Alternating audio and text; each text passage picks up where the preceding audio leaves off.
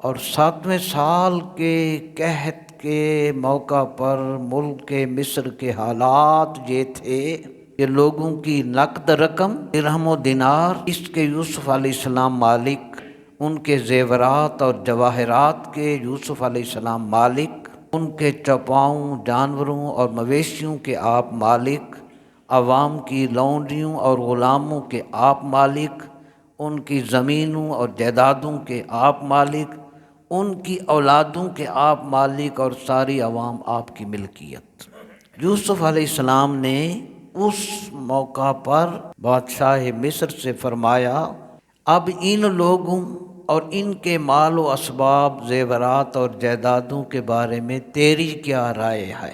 بادشاہ نے کہا،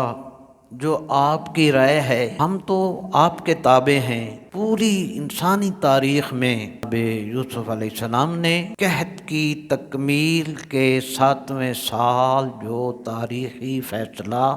صادر فرمایا کہ اگر مسلمان یا غیر مسلمان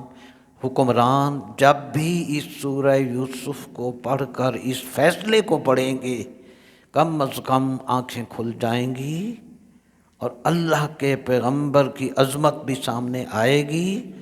اور اللہ کے پیغمبر کے دل میں جو اللہ کی مخلوق کی محبت اور خیر خواہی کا جذبہ ہوتا ہے وہ بھی نظر آئے گا۔ جناب یوسف علیہ السلام نے فرمایا، اے بادشاہ، میں اللہ تعالیٰ کو گواہ کرتا ہوں اور تجھے بھی گواہ بناتا ہوں اور اعلان کرتا ہوں کہ میں نے تمام اہل مصر کو اپنی غلامی سے انہیں آزاد کیا، اور اہل مصر کے تمام زیورات، درہم و دینار، ان کے جانور، ان کی لونڈیاں غلام، ان کی اولادیں اور ان کی جائیدادیں، میں